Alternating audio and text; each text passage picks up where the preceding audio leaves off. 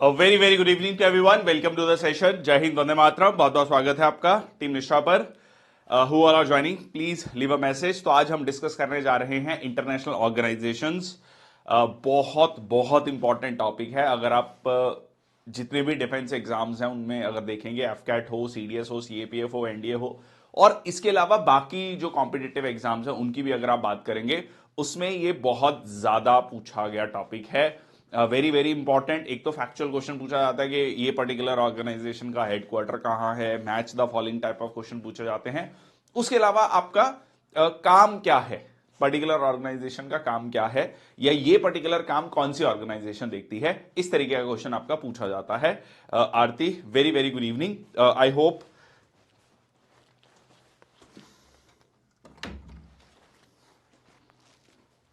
मेरी आवाज आ रही है सब तक। ओके, सो शुरुआत करते हैं आज के सेशन की। इसमें आई would say that one of the most comprehensive session होने वाला है। The time we will end, कोई ऐसी ऑर्गेनाइजेशन जो मेजर ऑर्गेनाइजेशंस हैं वो हम नहीं छोड़ेंगे। लगभग हम सारी ऑर्गेनाइजेशंस को कवर कर लेंगे जो भी आप न्यूज़पेपर्स में पढ़ते हैं। उनका काम क्या है, उनके डायरेक्टर जनरल्स कौन है। डायरेक्टर जनरल्स वाला क्वेश्चन बहुत ज्यादा इंपॉर्टेंट नहीं है अनटिल अनलेस कोई स्पेसिफिकली इंडियंस हैं। जो डायरेक्टर जनरल्स इंपॉर्टेंट है वो मैं आपको बताऊंगा, या कौन सी इंपॉर्टेंट पर्सनैलिटीज हैं वो मैं आपको स्पेसिफिकली बताऊंगा यहां पर। बट उनका हेडक्वार्टर्स इंपॉर्टेंट है और उनमें कितने मेंबर्स हैं, उनका काम क्या है, ये इंपॉर्टेंट है। ठीक है जी, शुरुआत करते हैं सेशन की। Very very important. Very very good evening Damini. चलो, तो यूनाइटेड नेशन ऑर्गेनाइजेशन और बहुत सारी ऑर्गेनाइजेशन आज हम डिस्कस करने वाले हैं। By the time we will complete this session, lots of information with you. ठीक है, बहुत सारी इंफॉर्मेशन आपके पास होगी। चलिए, सबसे पहले बात कर लेते हैं आपका यूनाइटेड नेशंस की। 1945 में सेकेंड वर्ल्ड वॉर जब खत्म हुआ, सेकेंड वर्ल्ड वॉर 15 अगस्त 1945 को ऑफिशियली जापान ने सरेंडर कर दिया था। ठीक है, यू कैन से जुलाई अगस्त में ये कंप्लीट हो चुका था सेकेंड वर्ल्ड वॉर। अब था कहानी के जो एक ऑर्गेनाइजेशन बनाई गई थी लीग ऑफ नेशंस, वो फेल हो चुकी है, सेकेंड वर्ल्ड वॉर को नहीं रोक पाई। एक नई ऑर्गेनाइजेशन की जरूरत है, दैट इज यूनाइटेड नेशंस। तो यूनाइटेड नेशन जो ऑर्गेनाइजेशन बनाई गई लगभग अक्टूबर 1945, तो ये आप देख सकते हैं हेडक्वार्टर इसका न्यूयॉर्क। क्योंकि एक उभरती पावर था, दो उभरती पावर थी, यूएसए और यूएसएसआर।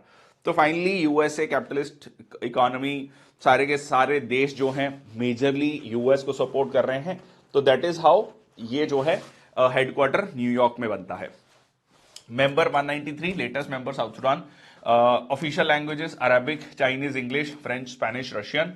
ये इंपॉर्टेंट है। ठीक है, यहां पर ये इंपॉर्टेंट है कौन कौन से इसके ऑफिशियल लैंग्वेजेस हैं। Arabic, Chinese, English, French, Spanish, Russian.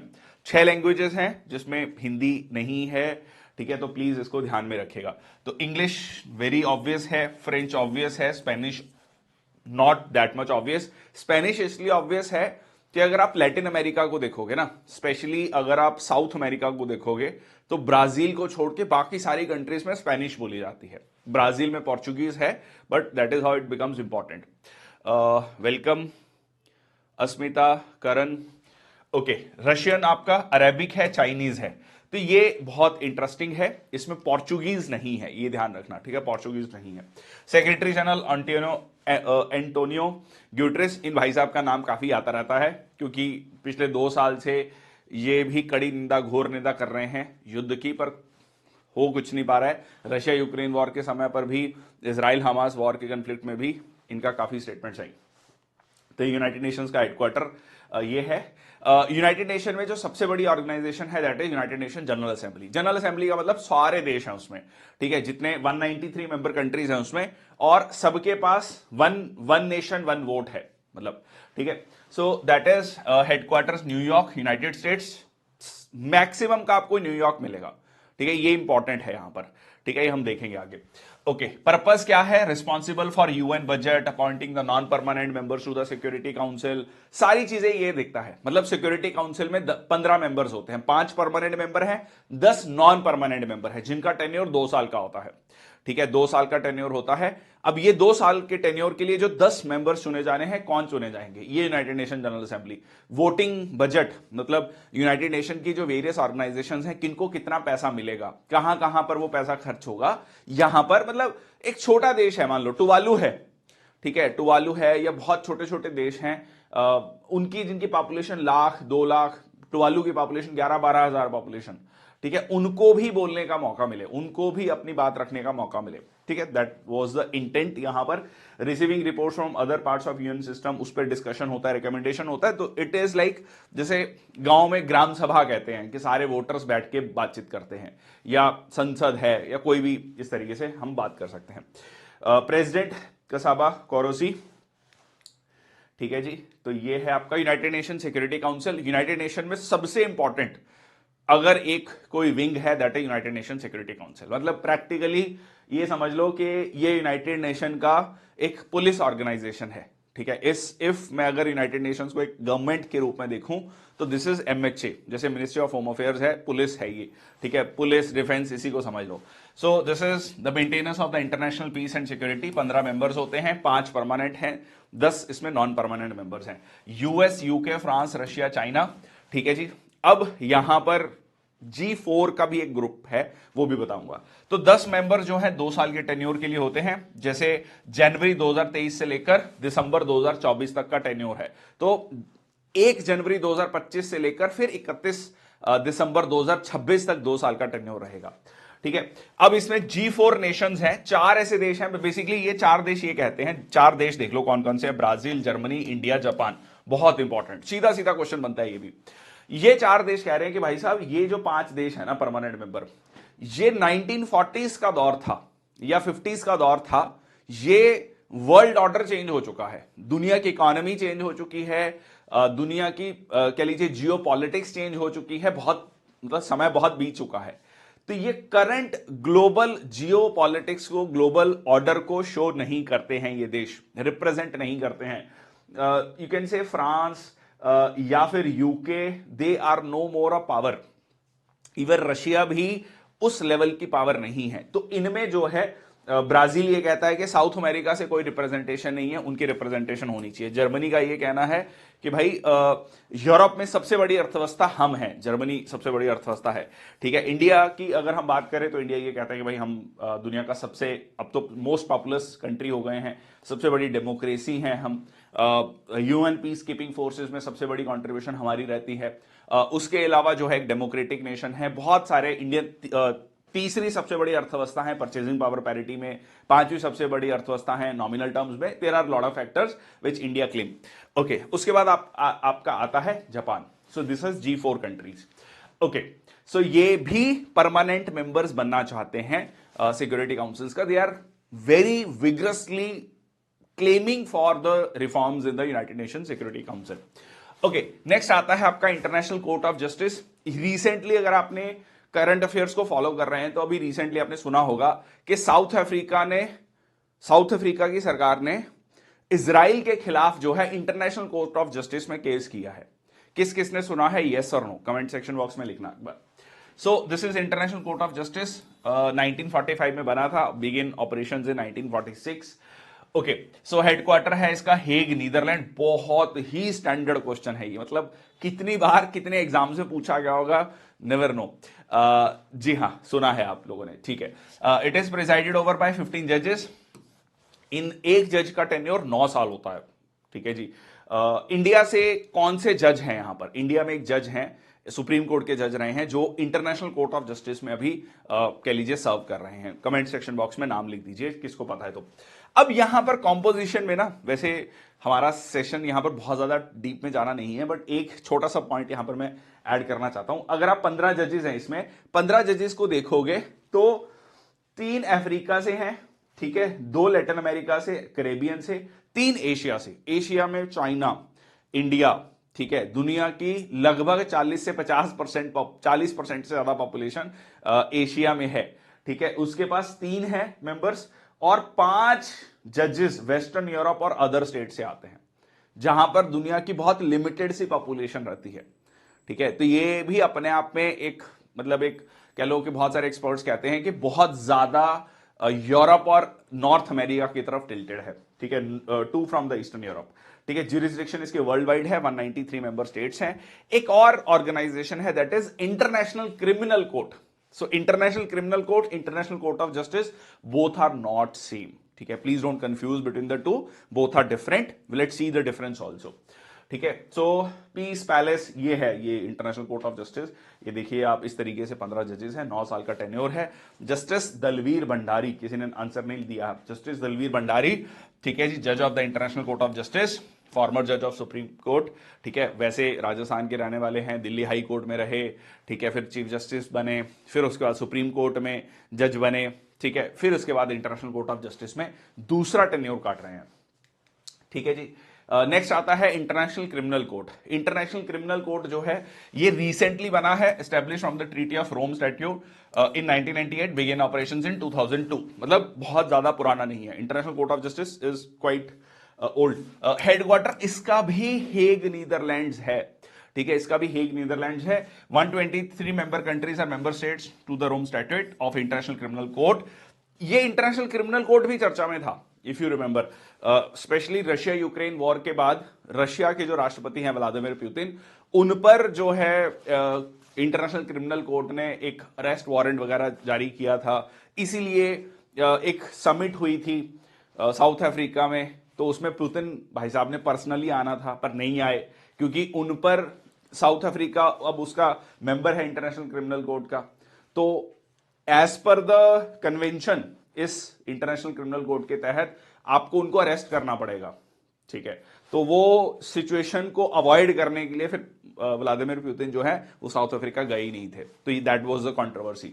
चलिए एनीवेज, तो मकसद क्या है इसका? क्रिमिनल कोर्ट है, नाम थोड़ा सा ध्यान दीजिए, क्रिमिनल कोर्ट, क्रिमिनल क्राइम, चोरी से लेकर मर्डर तक, everything is crime, crime against society. So इसमें जो, खैर नॉट चोरी, मतलब इट इज लाइक बड़े जो क्राइम्स हैं, जैसे कि जेनोसाइड, ठीक है, crime against humanity, aggression, war crimes, इन में जो है, जो भी मान लीजिए कोई जो पॉलिटिकल बड़े लीडर्स हैं जिन पर ये आरोप लगाए जाते हैं, जैसे कि व्लादिमीर पुतिन पे लगाया गया कि आप जो है रशिया यूक्रेन में बहुत सारे लोगों को जो जिनकी डेथ हुई है रशिया यूक्रेन वॉर में, उसके जिम्मेदार आप हैं, तो उन पर जो है ये केस चला, ठीक है। नॉट अ यूएन बॉडी, ठीक है, ये ध्यान रखना, it is not a UN body, ठीक है, ये एक इंपॉर्टेंट है यहां पर पॉइंट। तो ये 1946 में बना, ये 2002 में बना, ये यूएन का ऑफिशियल कोर्ट है, ये ऑफिशियल कोर्ट नहीं है, ठीक है जी।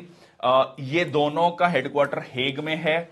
इसमें UN member states can give advisory opinion, इसमें इंडिविजुअल्स भी, जैसे मैंने आपको व्लादिमीर पुतिन का एग्जांपल दिया, ठीक है, इसमें अगर आप देखोगे यूएन फंडेड है और इसके जो डिसीजन है वो बाइंडिंग है। इंटरनेशनल कोर्ट ऑफ जस्टिस के जो डिसीजन है वो बाइंडिंग है, इनके डिसीजन बाइंडिंग मतलब है बाइंडिंग जो मेंबर कंट्रीज है। बट बहुत बार ऐसा भी होता है कि देश नहीं मानते हैं, क्योंकि इन्फोर्स करने का कोई तरीका नहीं है। मान लो आप पे जज साहब ने सुना दिया कि हाँ जी इनको गिरफ्तार किया जाए या 2 साल की सजा दी जाए, तो कौन करता है उसको एग्जीक्यूट? पुलिस एग्जीक्यूट करती है, बट इस केस में कौन करेगा एग्जीक्यूट?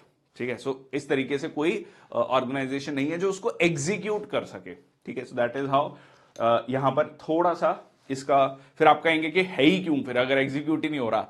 अगेन मतलब कुछ केसेस में एग्जीक्यूट हुआ है, कुछ में नहीं हुआ है, depending upon the country. Okay, next आता है United Nations economic and social council, ठीक है। United Nations economic and social council बहुत इंपॉर्टेंट, देखिए अल्टीमेटली सारी जुगत किस लिए चल रही है? सामाजिक और आर्थिक विकास के लिए, ठीक है। इसका फॉर्मेशन हुआ था 26 जून 1945 को। अगेन हेडक्वार्टर न्यूयॉर्क सिटी में है, ठीक है। मैक्सिमम आपको United Nations New York city. Okay, president याद रखने की जरूरत नहीं है अनटिल अनलेस कोई बहुत स्पेसिफिकली इंडियन है, जैसे अजय बांगा है वर्ल्ड ग्रुप के, ठीक है, या गीता गोपीनाथ है आईएमएफ में सेकंड नंबर पे, वो इंपॉर्टेंट है, वो तो सुपर इंपॉर्टेंट है, वो तो सीधा सीधा क्वेश्चन बनता है। बट ये वाले, ठीक है, not that much important. United nation secretary general important है, Antonio Guterres.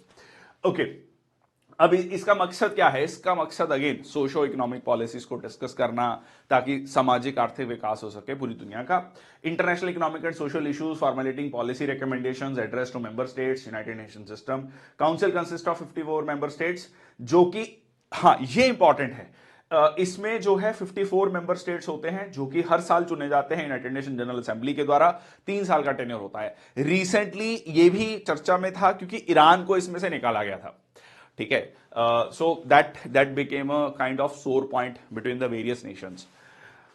Seats on the council allocated, अब इसमें सीट्स भी एलोकेट की गई हैं। जैसे ये 54 मेंबर्स हैं, तो 54 मेंबर्स मतलब कितने किस किस रीजन से चुन कर आएंगे, मिडल ईस्ट से कितने आएंगे, अफ्रीका से कितने आएंगे, एशिया से कितने आएंगे, इस तरीके से जो है डिवाइड किया गया है। ओके, नेक्स्ट आता है आपका यूनेस्को। कई बार हमने ये टर्म सुना है, यूनेस्को वर्ल्ड हेरिटेज साइट्स, है ना। तो UNESCO is United Nations Educational Scientific Cultural Organisation. इसका गठन भी 1945 में हुआ है।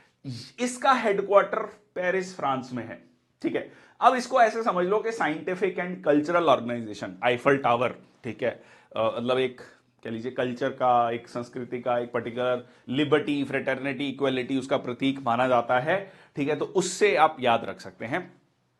सो objective promote peace, social justice, human rights, international security, इस चीज को प्रमोट करने की बात करता है। देखो, educational scientific and cultural organisation, तो ये international cooperation on educational, science और कल्चरल प्रोग्राम्स पर अलग अलग देशों का जो है एक कॉपरेशन लेकर आता है। इसलिए इसमें बहुत ज्यादा कभी कंट्रोवर्सी आपको देखने को नहीं मिलती है सच। Parent organisation United Nations economic and social council है। तो जो अभी हमने पढ़ा United Nation economic and social council, UNESCO उसी को रिपोर्ट करता है। मतलब यूनेस्को जो है United Nations economic and social council का ही एक बॉडी है, ठीक है, जो कि specifically educational, scientific and cultural organisation है। क्लियर? ओके, सो ये इसका कह सकते हैं ऑफिस, ये देख सकते हैं। वर्ल्ड हेरिटेज साइट्स, जैसे ये वर्ल्ड हेरिटेज साइट्स को डिक्लेयर करता है दुनिया भर में। जैसे इंडिया में 40 वर्ल्ड हेरिटेज साइट्स हैं, जैसे जिसमें 32 कल्चरल हैं, 7 नेचुरल है, 1 मिक्स्ड साइट है। रिसेंटली अगर आपको याद हो, धोलावीरा बहुत इंपॉर्टेंट, पेपर में पूछा भी गया था, ठीक है, Harappan city, run of Kutch में। फर्स्ट 2 साइट्स जो हैं आगरा फोर्ट और अजंता केव्स 1983 में सिलेक्ट हुई थी, ठीक है। तो उससे टूरिज्म काफी डेवलप होता है उस पर्टिकुलर रीजन का। नेक्स्ट आता है वर्ल्ड हेल्थ ऑर्गेनाइजेशन, विश्व स्वास्थ्य संगठन। कोविड के बाद तो इस ऑर्गेनाइजेशन का नाम हमने बहुत रेगुलर बेसिस पे न्यूज़पेपर में देखा है, बहुत रेगुलरली इसके बारे में पढ़ा है, जाना है। तो ये इसका फॉर्मेशन, इसका गठन भी 1948 मतलब 1940s में ही हुआ है। और इसका हेडक्वार्टर जिनीवा स्विट्जरलैंड में। ये थोड़ा सा अब हटके है। Geneva is also a very very good place, ठीक है, एल्प्स माउंटेन्स में, ठीक है, बहुत अच्छा मौसम कहा जाता है वहां पर। तो यहां पर आपका क्या है, ये इसका हेडक्वार्टर है, ठीक है। सो ऐसे समझो कि पहाड़ों में आप जाओगे, याद रखने के लिए, पहाड़ों में जाओगे तो थोड़ा अच्छा, लोग जाते हैं ना रिक्रिएशन के लिए, रेजुविनेशन के लिए पहाड़ों पे जाते हैं, शिमला जाते हैं, मसूरी जाते हैं, नैनीताल जाते हैं। सिमिलरली कुछ वैसा आप याद रख सकते हो।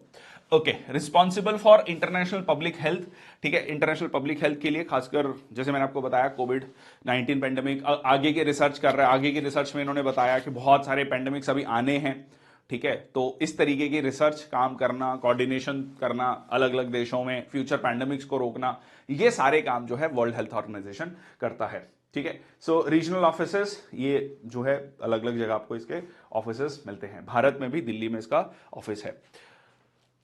स्विट्जरलैंड का फ्लैग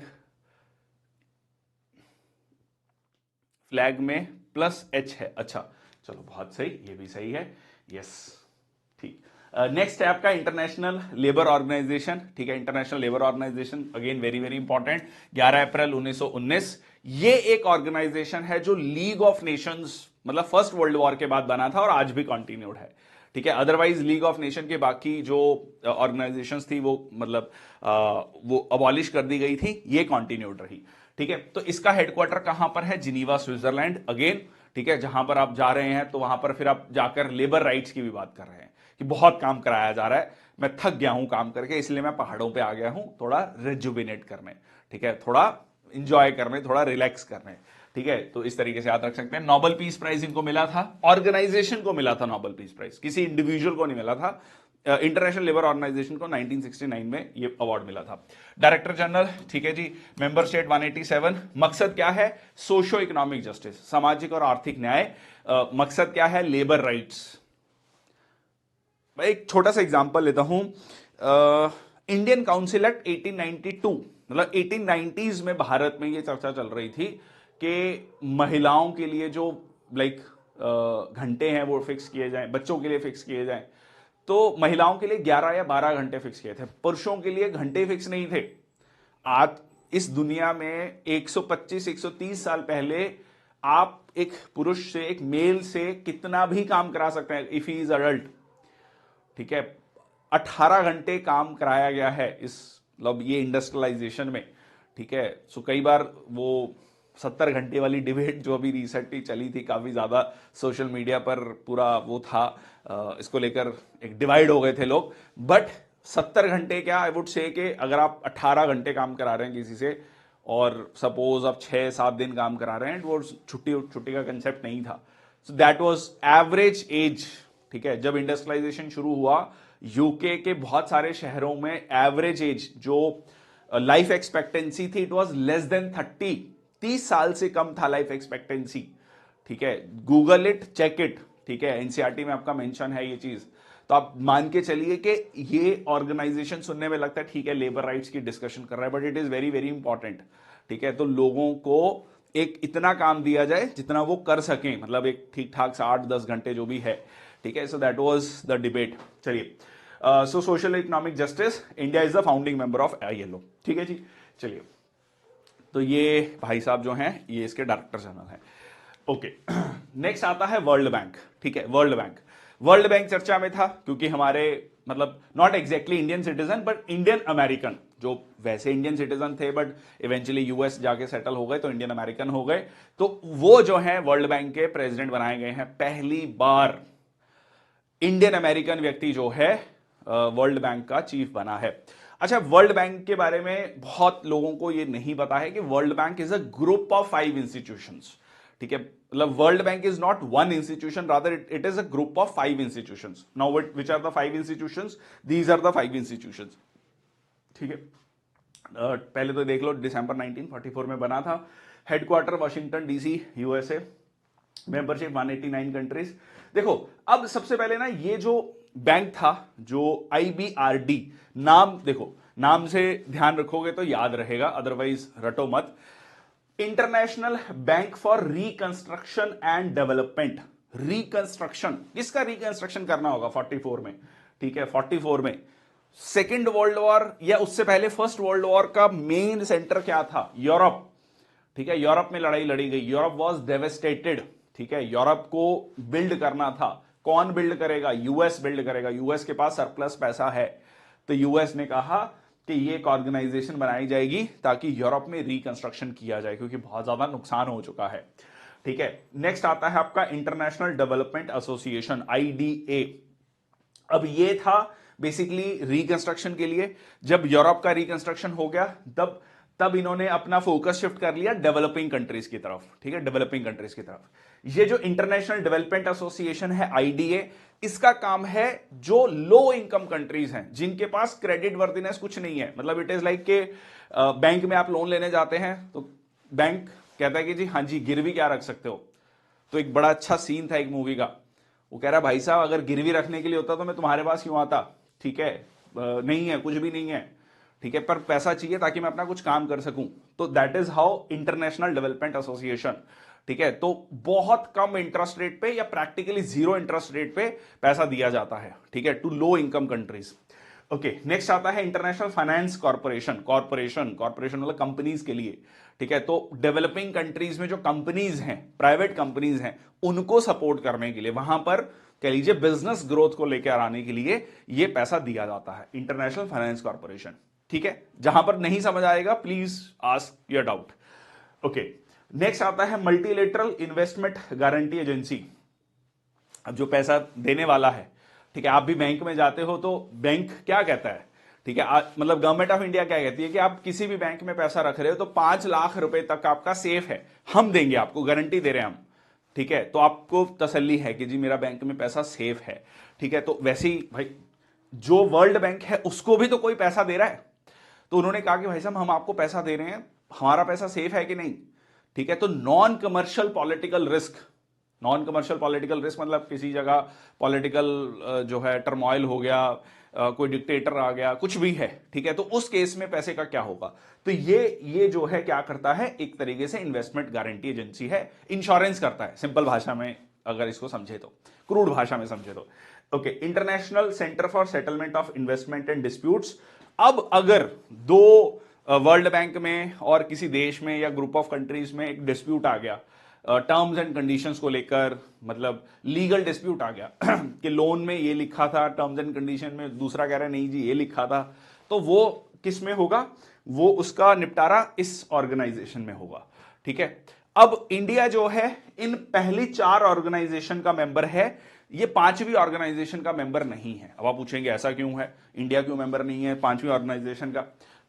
तो इंडिया ये कहता है कि भाई साहब ये जो ऑर्गेनाइजेशन बनाई है ना आपने, ये डिस्प्यूट सेटल करने के लिए, ये बहुत प्रो वेस्टर्न है, मतलब ये वेस्टर्न कंट्रीज का ही फेवर करता है और ये डेवलपिंग कंट्रीज के फेवर की बात नहीं करता। जो सारी टर्म्स एंड कंडीशंस आपने लिखी हैं, लीगल फ्रेमवर्क है, वो डेवलप्ड कंट्रीज को फेवर करता है, ठीक है जी। तो इंडिया जो है, अब आप कहेंगे कि अच्छा अगर डिस्प्यूट आ गया तो बहुत सारे इंटरनेशनल आर्बिट्रेशन सेंटर्स हैं, उनमें ये केस फिर जाता है, ठीक है जी। तो ये है आपका, अब इसमें इंपॉर्टेंट, बहुत बहुत बहुत इंपॉर्टेंट, ठीक है, अजय बांगा। अच्छा, एक और इंटरेस्टिंग कहानी, वर्ल्ड बैंक में जब से वर्ल्ड बैंक बना है, मतलब 1944 की बात कर रहे हैं, ठीक है, it is 80 years now, 80 years में कोई भी नॉन अमेरिकन इसका प्रेसिडेंट नहीं बना। इवन अजय बांगा जो है, he is an American citizen, Indian American है, चलो हम कह रहे हैं, बट अभी तक कोई भी नॉन अमेरिकन इसका अध्यक्ष नहीं बना है, ठीक है। वैसे ही आईएमएफ का चीफ जो भी बनेगा वो यूरोपियन है, अभी तक कोई भी नॉन यूरोपियन जो है उसका चीफ नहीं बना है। This is like world bank और आईएमएफ में कंप्लीट कंट्रोल है यूएस और यूरोप का, ठीक है। तो यहां पर जो है ये 14th प्रेसिडेंट है वर्ल्ड बैंक के, 5 साल के इनका टर्म जो है अभी शुरू हुआ है जून 2 पिछले साल जून में 2023 में, बहुत इंपॉर्टेंट, ठीक है। इंडियन अमेरिकन है, भारत से ही पढ़कर गए हैं, इवेंचुअली फिर मास्टर कार्ड जो आप क्रेडिट कार्ड या डेबिट कार्ड यूज करते हैं तो उसमें भी जो है सीईओ रहे हैं, उसके बाद वाइस चेयरमैन रहे हैं जनरल अटलांटिक, और उसके बाद अभी उनको अध्यक्ष बनाया गया है, ठीक है। ये है पूरा का पूरा जो मैंने अभी आपको बताया, आईबीआरडी, आईडीए, आईएफसी, मीगा, इनमें क्या क्या डिफरेंस है, क्लियर, सिंपल, आपको बहुत ज्यादा डेप्थ में नहीं जाना है, बट मैंने सारी चीजें बता दी आपको, ओके। नेक्स्ट है आपका आता है ये international bank for reconstruction, IDA, IFC. Yes, इसमें एक और इंपॉर्टेंट पॉइंट है, अगेन जहां पर भी इंडियंस या इंडियन मूल के व्यक्ति किसी इंपॉर्टेंट पोजीशन पर बैठे हैं, आपके एग्जाम के लिए बहुत इंपॉर्टेंट है, ऑब्वियसली, ठीक है। सो इंदरमीत सिंह गिल चीफ इकोनॉमिस्ट हैं वर्ल्ड बैंक ग्रुप के, ठीक है, चीफ इकोनॉमिस्ट हैं वर्ल्ड बैंक ग्रुप के। 1 सितंबर 2022, मतलब अभी रिसेंटली 1.5 साल पहले इनका टेन्योर शुरू हुआ है। He is the second Indian to rise to the position of chief economist of World Bank group, और पहले इंडियन थे कौशिक बासु, 2012 से लेकर 2016 तक, ठीक है, 2012 से लेकर 2016 तक ये रहे हैं। और इंदरमीत सिंह गिल, अजय बांगा, गीता गोपीनाथ, बहुत इंपॉर्टेंट, ठीक है जी। आगे चलते हैं, नेक्स्ट आता है इंटरनेशनल मॉनेटरी फंड, ठीक है, वही इंटरनेशनल मॉनेटरी फंड जिसके पास मतलब महीने में एक आध बार पाकिस्तान चक्कर लगा लेता है, कहता है भाई साहब पैसे दे दो, खत्म हो रहा है, खजाना खाली है। तो इसका काम क्या है इंटरनेशनल मॉनेटरी फंड का? इंटरनेशनल मॉनेटरी फंड का काम है बीओपी क्राइसिस को देखना। अब ये बीओपी क्राइसिस क्या है? Balance of payment crisis. अब ये बैलेंस ऑफ पेमेंट क्या है? सिंपल भाषा में समझे, कितना पैसा इकोनॉमी में आ रहा है, कितना पैसा बाहर जा रहा है। अब ये पैसा आता जाता क्यों है? सिंपली कहें तो ट्रेड की वजह से। आप चीज दुनिया से बहुत सारी चीजें खरीदते हैं, दुनिया को बहुत सारी चीजें बेचते हैं। सिमिलरली बहुत सारी इन्वेस्टमेंट भारत में या किसी देश में आती है और बहुत सारे हमारे बिजनेसमैन विदेशों में इन्वेस्टमेंट करते हैं। तो इसका पूरा लेखा जोखा बैलेंस ऑफ पेमेंट में होता है, ठीक है। तो इस तरीके से जो भी कंट्री सरप्लस में होती है उसके पास फॉरेक्स रिजर्व्स होते हैं। आपने कई बार ये टर्म सुना होगा, फॉरेन एक्सचेंज रिजर्व्स। तो ये फॉरेन एक्सचेंज रिजर्व जैसे भारत के लगभग 620 बिलियन डॉलर्स हैं। तो ये बताते हैं कि हम कितने महीनों तक इंपोर्ट कर सकते हैं, जो कि पाकिस्तान का 3-4 बिलियन डॉलर चल रहा है, practically on the verge of collapse, ठीक है। तो ये जो है इसका हेडक्वार्टर भी वॉशिंगटन डीसी में है, 1945 में बना था। और ये उस केस में जब बिल्कुल श्रीलंका में इकोनॉमिक क्राइसिस देखा, 1991 में जब भारत में इकोनॉमिक क्राइसिस आया था, हमने भी आईएमएफ का दरवाजा खटखटाया था, तब हमें मदद की गई थी आईएमएफ के द्वारा। और बट वो मदद जो है सिर्फ मदद के रूप में नहीं आती, उसमें कुछ कंडीशंस भी आती हैं। देन दे से कि भाई आपको ये करना पड़ेगा, अपनी इकॉनमी को ओपन अप करना पड़ेगा। हमने अपनी इकॉनमी को ओपन अप किया एंड उसके बाद फिर आप देखेंगे लगातार भारत की इकॉनमी बढ़ती रही। चलिए, इसकी मैनेजिंग डायरेक्टर क्रिस्टेलिना जॉर्जेवा। देखो, अब United nation secretary general, world bank का प्रेसिडेंट, आईएमएफ का चीफ या आईएमएफ की चीफ, बहुत इंपॉर्टेंट है पेपर के लिए। ओके तो यहां पर आपका नेक्स्ट इंपॉर्टेंट पॉइंट आता है गीता गोपीनाथ। भारत की रहने वाली हैं, ठीक है जी। भारत में पढ़ाई हुई है, दिल्ली यूनिवर्सिटी में पढ़ाई हुई है, ठीक है। लेडी श्रीराम कॉलेज, उसके बाद दिल्ली स्कूल ऑफ इकोनॉमिक्स, उसके बाद पीएचडी करने बाहर गई, ठीक है। और ये इंडियन अमेरिकन है। सेकंड मतलब आईएमएफ चीफ के बाद जो सेकंड नंबर है, मतलब सेकंड इज द ये first deputy managing director of IMF, ठीक है। First deputy managing director, chief economist रही उससे पहले आईएमएफ की।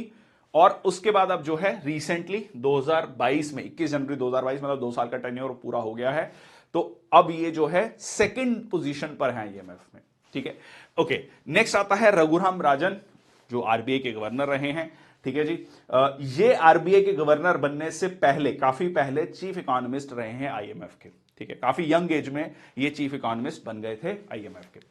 चलिए आगे चलते हैं। फूड एंड एग्रीकल्चरल ऑर्गेनाइजेशन, ठीक है। ये अगेन यूनाइटेड नेशन की ऑर्गेनाइजेशन है, नाम से क्लियर है, फूड एंड, ठीक है, फूड एंड एग्रीकल्चर। तो किससे रिलेटेड होगा?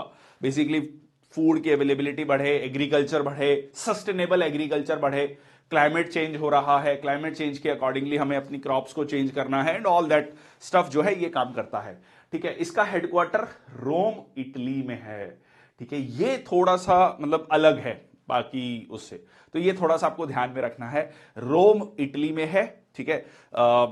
ये कह सकते हैं कि जो क्रिश्चियनिटी का वेटिकन सिटी हब रोम में है, ठीक है, वहीं से खाना पीना जो है बनाया गया है organisation. This is how we can relate, just to remember, ठीक है। Establish 16 October 1945। पर्पस क्या है? Leads international efforts to defeat hunger and improve nutrition and food security. और डायरेक्टर जनरल हैं इसके Qu Dongyu, but important is nutrition security को ensure करता है, ठीक है जी। नेक्स्ट एक और ऑर्गेनाइजेशन है, इसी से मिलती जुलती ऑर्गेनाइजेशन है, जिसका नाम है international fund for agriculture development. अब कंफ्यूजन, भाई एफएओ भी यही काम कर रहा है, ये भी यही काम कर रहा है, मतलब सिमिलर सी ऑर्गेनाइजेशन लग रही है, फूड एंड एग्रीकल्चरल ऑर्गेनाइजेशन और international fund for agriculture development. तो दोनों में ये फर्क है, वो यूनाइटेड नेशन की ऑर्गेनाइजेशन है, ये जो ऑर्गेनाइजेशन है ये डेवलपिंग कंट्रीज के लिए काम करती है, ठीक है। So works to address poverty and hunger in rural areas of developing countries. तो इसका जो एरिया ऑफ डोमेन है वो थोड़ा स्पेसिफिक है और 1977 में बना था। इसका हेडक्वार्टर्स भी रोम इटली में है। तो दोनों ऑर्गेनाइजेशन जो हैं ये बड़ा मतलब इन कोऑर्डिनेशन काम करती हैं। जब आप अगर गूगल पे भी सर्च करोगे, इनके बारे में पढ़ोगे, तो दोनों ऑर्गेनाइजेशंस मिलकर काफी सारे प्रोग्राम पॉलिसीज चलाते हैं, ठीक है। सो मेंबर यहां पर आप देख सकते हैं, ये है प्रेसिडेंट, ठीक है जी। तो ये दो ऑर्गेनाइजेशन है इससे related, FAO and IFAD. Yes, समझ आ रहा है, ठीक है। जहां पर नहीं समझ आएगा प्लीज पूछ लीजिएगा। ओके, नेक्स्ट है आपका इंटरनेशनल सिविल एविएशन ऑर्गेनाइजेशन, ठीक है। सिविल एविएशन लगातार बढ़ता जा रहा है पिछले 100 सालों में। इंडिया में अगर हम देखें पिछले 10 सालों में हमारे एयरपोर्ट्स डबल हो चुके हैं, ठीक है। आज से 20-25 साल पहले मतलब बहुत वो माना जाता था कि बाय एयर ट्रेवल कर रहा है, मतलब उसको बड़ा इज्जत से देखा जाता था पूरी मोहल्ले में, शहर में, यार मतलब जहाज से गया है। आज वो नॉर्मल हो चुका है। तो अब इसको लेकर जो है एक प्रैक्टिकल चैलेंज सोचो, मतलब ऐसे सोचो कि जो ट्रैफिक आपको सड़क पे मिल रहा है वो हवा में भी मिल रहा है, ठीक है। एयर ट्रैफिक कंट्रोलर्स हैं, एयर ट्रैफिक कंट्रोल है, सिविल एविएशन को कैसे चलाना है, ठीक है, किस तरीके से एविएशन टरबाइन फ्यूल की अवेलेबिलिटी, सारी चीजों का कोऑर्डिनेशन जो है ये इंटरनेशनल सिविल एविएशन ऑर्गेनाइजेशन करता है। हेडक्वार्टर कहां पर है? मॉन्ट्रियल, कनाडा, ठीक है, कनाडा या कनाडा कुछ भी कह लो। 1944 में बना था ये। Coordinates the principles of international air navigation and development of international air transport. जैसा कि कहा जाता है कि एयर स्पेस जो है वो सबके लिए है, तो एयर स्पेस जो है किस तरीके से कोऑर्डिनेट किया जाए ताकि जो सिविलियन एयरक्राफ्ट्स हैं उनको अलाउ किया जाए to go through one country, ठीक है, मान लो हमें ईरान जाना है, तो ईरान जाने का तरीका मान लो दिल्ली से है, एक तो आप पहले मुंबई, फिर आप अरेबियन सी से होते हुए फिर जाएं, और एक है पाकिस्तान के ऊपर से होकर आप पहुंच जाएं। सो इट इज इंपॉर्टेंट कि जो है इस तरीके के जो सिविलियन एयरक्राफ्ट हैं वो अलाउ किए जाएं। सिमिलरली पाकिस्तान का मान लो कोई एयरक्राफ्ट, मैं एक एग्जांपल से समझा रहा हूं, पाकिस्तान का एयरक्राफ्ट जो है मान लो उसको ढाका पहुंचना है, इस्लामाबाद से Dhaka, so it is that India should provide kind of air space to the civilian aircraft, okay, to ensure safe and orderly growth. Next आता है आपका इंटरनेशनल मैरीटाइम ऑर्गेनाइजेशन, नाम से क्लियर है, मैरीटाइम मतलब समुद्री इलाके का जो भी हमारी शिप्स हैं उनको इंश्योर करना। सो develop and maintain a comprehensive regulatory framework for shipping and remit today, जैसे कि उसमें maritime safety, security, environmental concerns, legal matters, कई बार हमने ऑयल स्पिल्स की बात देखी है कि बड़े बड़े जहाज हैं उनमें से तेल जो है ऑयल स्पिल हुआ, लीकेज हो गया, उसकी वजह से जो वहां का मेरीन लाइफ है, ठीक है, वहां के जीव जंतु हैं वो उनकी डेथ हो गई, तो उस केस में सारी की सारी पॉलिसीज जो है ये बनाता है, ठीक है जी। सेक्रेटरी जनरल आप देख सकते हैं, एफिशिएंसी ऑफ शिपिंग, पूरी दुनिया का 90% ट्रेड शिप्स के थ्रू हो रहा है जी, तो it is very very important. तो इस ऑर्गेनाइजेशन का रोल वहां पर आता है, इंटरनेशनल मैरीटाइम ऑर्गेनाइजेशन। हेडक्वार्टर कहां पर है? London, UK. पूरी दुनिया का मतलब कह लो कि ट्रेड कॉर संचालन कर रहा था उस समय पर, यूके कर रहा था, तो यूके में ऐसे याद कर लो कि यूके में इसका हेडक्वार्टर है। ओके, नेक्स्ट आता है वर्ल्ड मीटरोलॉजिकल ऑर्गेनाइजेशन, कहां बारिश होगी कहां नहीं होगी, जैसे हमारा इंडियन मीटरोलॉजिकल डिपार्टमेंट है आईएमडी, वैसे ही दुनिया भर का वर्ल्ड मीटरोलॉजिकल ऑर्गेनाइजेशन, तो यहां पर इसका बहुत इंपॉर्टेंट रोल हो जाता है। भाई कहीं पर जो है सुनामी आ रहा है, कहीं पर बारिश हो रही है, साइक्लोन आ रहा है, तो ये पूरी इंफॉर्मेशन बताएगा। हेडक्वार्टर कहां पर है? जिनीवा, स्विट्जरलैंड में, ठीक है। रिस्पॉन्सिबल किसके लिए है? Promoting international cooperation on atmospheric science, climatology, hydrology and geophysics, ठीक है, ताकि पहले से पता लग सके और loss, human loss, material loss कम से कम हो सके। नेक्स्ट आता है वाइपो, world intellectual property right organisation. अब ये इंटेलेक्चुअल प्रॉपर्टी क्या होता है? ये इंटेलेक्चुअल प्रॉपर्टी है जो मैं आपसे बात कर रहा हूं, ठीक है, आपने कोई किताब लिखी, म्यूजिक बनाया, कोई पेंटिंग बनाई, ठीक है, so that is intellectual property basically, simple भाषा में समझे तो ये आपका 1967 में बना था और इसका भी हेडक्वार्टर जिनीवा, स्विट्जरलैंड में है, ठीक है। So promote the protection of intellectual property world wide, और एक एडमिनिस्ट्रेटिव कॉपरेशन इंश्योर करना पूरी दुनिया भर में, ठीक है, इंटेलेक्चुअल प्रॉपर्टी को लेकर डायरेक्टर जनरल डैरेन टांग। देखो इसका मेन मकसद ये है कि कोई काम जो आरएनडी का काम है उसको बचाया जा सके। ऐसा नहीं होना चाहिए कि किसी ने बहुत समय लगाकर कोई नई चीज इजाद की है तो उसको सब कॉपी कर लें और उसको बेनिफिट ना मिल पाए, ठीक है, उसको भी उसका बेनिफिट मिलना चाहिए, ठीक है, that was the intent. Okay, next है आपका वर्ल्ड टूरिज्म ऑर्गेनाइजेशन, ठीक है, United Nations world tourism organisation. अब दुनिया भर में टूरिज्म एक बहुत बड़ा एम्प्लॉयमेंट जनरेटर है, मतलब one of the best employment generator माना जाता है टूरिज्म। तो किस तरीके से टूरिज्म बनाया जाए? 1946 में हेडक्वार्टर, हाँ जी, मैड्रिड, स्पेन। किसने देखा है बेला चाओ, बेला चाओ, बेला चाओ, भूल गया मैं सीरीज का नाम, कोई लिख दो कमेंट सेक्शन बॉक्स में। ओके, सो बेला चाओ याद है मेरे को। Promotion of responsible, sustainable and universally acceptable tourism, ठीक है जी। तो यूनिवर्सली एक्सेप्टेबल टूरिज्म जो है यहां पर लेकर आना, eco tourism, responsible tourism, sustainable tourism, ये सारी चीजें जो है यहां पर होनी चाहिए, ठीक है। तो that is the United Nations world tourism Organisation. कहां पर है? मैड्रिड, स्पेन में है, ठीक है। वो टोमेटो फेस्टिवल, टोमेटो टीना, ठीक है, टमाटर वाली जो होली खेली जाती है वो है। जो मेरे साथ लाइव हैं प्लीज रिप्लाई करो भाई। Okay, World Trade Organisation, very very important, Money Heist, yes yes, Money Heist, yes, thank you, ठीक है। वर्ल्ड ट्रेड ऑर्गेनाइजेशन, ठीक है जी, वर्ल्ड ट्रेड ऑर्गेनाइजेशन, टोमाटीना, हाँ yes, Tomatina, yes yes, replace the General Agreement on Tariffs and Trade, ठीक है। सो gate को replace किया गया था। देखिए दुनिया भर में ना इसको लेकर काफी कंट्रोवर्सी रही है, थोड़ा सा 1-2 मिनट इस पे लूंगा ताकि इसका आपको लॉजिक समझ आ सके कि क्यों इस पर अभी तक समझौता नहीं बना है दुनिया भर में, ठीक है।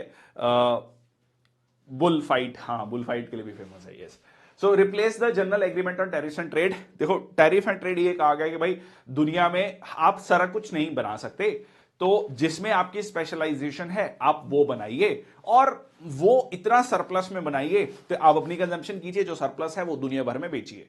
तो दुनिया भर में ट्रेड बैरियर्स नहीं होने चाहिए, दुनिया भर में ट्रेड जो है एक दूसरे के साथ बढ़ाना चाहिए। That was the intent. अच्छा, अब इसमें फंडामेंटली ना एक प्रॉब्लम है। क्या प्रॉब्लम है कि जो डेवलपिंग कंट्रीज हैं वो पिछले 200-250 सालों में उनकी जो स्पेशलाइजेशन है वो एग्रीकल्चर रही हमेशा से, वो इंडस्ट्रियलाइज नहीं हो पाए, वेयर एज यूरोप और नॉर्थ अमेरिका इंडस्ट्रियलाइज हो गया। अच्छा, अब क्या होता है कि आपकी इनकम जब बढ़ती है तो आपका जो खर्चा है वो एग्रीकल्चर प्रोडक्ट्स में या फूड प्रोडक्ट्स में उतना नहीं बढ़ता। लाइक आप 2 किलो चीनी खा रहे हैं तो सडनली 4 किलो चीनी नहीं खाना शुरू कर देंगे अगर आपकी इनकम डबल हो गई है, ठीक है। तो सिमिलरली हाँ, टू एन एक्सटेंट बढ़ेगा, आप ज्यादा प्रोटीन ज्यादा अच्छी चीजें खाओगे, बट बियॉन्ड अ पॉइंट नहीं होगा। बियॉन्ड अ पॉइंट आपका जो पैसा खर्च करोगे वो आप जो फिनिश्ड गुड्स हैं, जो इंडस्ट्रियलाइज्ड गुड्स हैं, उनमें TV, fridge, AC, laptop, mobile phone, ये सारी चीजें जो हैं कंज्यूमर गुड्स जिसे हम आज के समय पर कहते हैं, तो ये जो है ये कौन बना रहा था? डेवलप्ड कंट्रीज बना रहे थे। तो बहुत सारे जो डेवलपिंग कंट्रीज हैं उन्होंने ये कहा कि भाई साहब ये जो आप बात कर रहे हैं दुनिया भर में कि फ्री ट्रेड होना चाहिए, इसका फायदा आपको मिलेगा, हम नुकसान में रहेंगे, ठीक है। तो इसलिए अभी तक इस पे कोई समझौता नहीं हो पाया। फाइनली वर्ल्ड ट्रेड ऑर्गेनाइजेशन बना 1 जनवरी 1995 को। यह कहा गया कि चलो धीरे धीरे हम इस मसलों को सुलझा लेंगे बातचीत से, और पर शुरुआत की जाए। तो शुरुआत काफी लेट में की गई, तो इसीलिए गैट बन गया था 40s में, बट WTO बहुत रीसेंट बना है, 1995, बहुत ज्यादा पुराना नहीं है। Okay, headquarter again Geneva, Switzerland. Purpose क्या है? इंटर गवर्नमेंटल ऑर्गेनाइजेशन, ताकि इंटरनेशनल ट्रेड को फैसिलिटेट किया जा सके, क्योंकि जितने इसके मेंबर कंट्रीज हैं टोटल दुनिया का 98% ट्रेड जो है यहीं से होता है, ठीक है। सो डायरेक्टर जनरल जो है ये हैं। ओके, नेक्स्ट आता है यूनाइटेड नेशंस, IDO। सो IDO क्या है? Industrial Development Organisation. अब नाम से ही क्लियर है, इंडस्ट्रियल डेवलपमेंट, ठीक है, इंडस्ट्री का विकास करना, ठीक है, औद्योगिकरण जिसे हम कहते हैं। सो हेडक्वार्टर वियना, ऑस्ट्रिया में। अब ये थोड़ा चेंज हो गया, वियना में आ गया इसका हेडक्वार्टर। फॉर्मेशन 1966 में। ये कंट्रीज को असिस्ट करता है economic and industrial development of the developing countries, क्योंकि डेवलपिंग कंट्रीज कह रही हैं जी हमारा तो इंडस्ट्रियलाइजेशन हुआ ही नहीं, तो उनको असिस्ट करता है, ये डेवलपिंग कंट्रीज को इंडस्ट्रियलाइज होने में हेल्प करता है, ठीक है। तो ये है इसका मकसद। ओके, नेक्स्ट आता है इंटरनेशनल टेलीकम्युनिकेशन यूनियन। अब ये टेलीकम्युनिकेशन यूनियन नाम से क्लियर है, टेलीकम्युनिकेशन दुनिया भर में आज के समय पर तो इसका बहुत ज्यादा महत्व है, ठीक है। आप और मैं इस क्लास को इंटरनेट के थ्रू कर रहे हैं, आप सब लोग कहां कहां बैठे हैं, जो भी रिकॉर्डेड देख रहे होंगे, जो लाइव देख रहे हैं, मैं कहां, दिल्ली में हूं। सो इट इज लाइक ये टेलीकम्युनिकेशन के थ्रू हो रहा है, ठीक है जी। So Geneva promote shared global use of radio spectrum, facilitates international cooperation in assigning satellite orbits, coordinating world wide technical standards. ये सारी चीजें जो हैं, टेलीकॉम इंफ्रास्ट्रक्चर को कैसे इंप्रूव किया जाए, टेलीकॉम स्टैंडर्ड्स को कैसे इंप्रूव किया जाए, कैसे एक दूसरे को कॉपरेट किया जाए, ये सारी चीजें करता है, ठीक है। International telecommunication union again United Nations के अंतर्गत आता है। नेक्स्ट बहुत बहुत बहुत इंपॉर्टेंट, IAEA, कई बार पूछा गया है। अब क्यों इंपॉर्टेंट है? International atomic energy agency. Atomic energy मतलब न्यूक्लियर एनर्जी बेसिकली। अब ये देखो, न्यूक्लियर को आप दो तरीके से यूज कर सकते हो। अगर आप उसकी इनरिचमेंट कर देते हो बियॉन्ड अ पॉइंट, तो वो न्यूक्लियर बॉम्ब्स में यूज होता है, बट उसकी एनरिचमेंट कम है तो वो यूज होता है किसमें? हाँ जी, सिविलियन पर्पसेस के लिए। सिविलियन पर्पसेस मतलब बिजली बनाने के काम आता है। अब ये कहता है कि जी बिजली बनाना ठीक है, पर न्यूक्लियर बॉम्ब नहीं बना सकते आप, ठीक है। तो आपको मान लो न्यूक्लियर मटेरियल मिलता है, मान लो यूरेनियम 235 मिलता है, so you should make use of that uranium 235 for the electricity production, not for the like atomic bombs production, power generating. बिल्कुल ठीक, ठीक है। तो ये जो है हेडक्वार्टर वियना ऑस्ट्रिया में है। पर्पस है इसका inter governmental organisation that seeks to promote peaceful use of nuclear energy, inhibit use of any military purposes, ठीक है।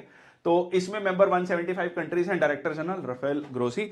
अब ये IAEA ही है जो रिसेंटली, अगर आपको याद हो, लाइक ईरान के साथ जो इशू है यूएस का, यूएस क्या कहता है ईरान को? ईरान को यही कहता है कि जो आपके पास न्यूक्लियर एनर्जी है आप उसको न्यूक्लियर रिएक्टर्स में ना यूज करके डाइवर्ट करके न्यूक्लियर बॉम्ब्स बना रहे हो, ठीक है। तो आइए ये ही जाता है उस केस में ईरान के पास में कि हम जाकर चेक करेंगे कि आप कहीं इसको मिसयूज तो नहीं कर रहे हो, हम चेकिंग करेंगे वहां पर काइंड ऑफ, ठीक है। तो ये एक बहुत इंपॉर्टेंट ऑर्गेनाइजेशन है, काइंड ऑफ वॉच डॉग है जो इंश्योर करता है इस चीज को। ओके, नेक्स्ट है आपका यूनिसेफ, ठीक है जी। यूनिसेफ के बारे में भी हमने पढ़ा है। Vienna was top in liveability.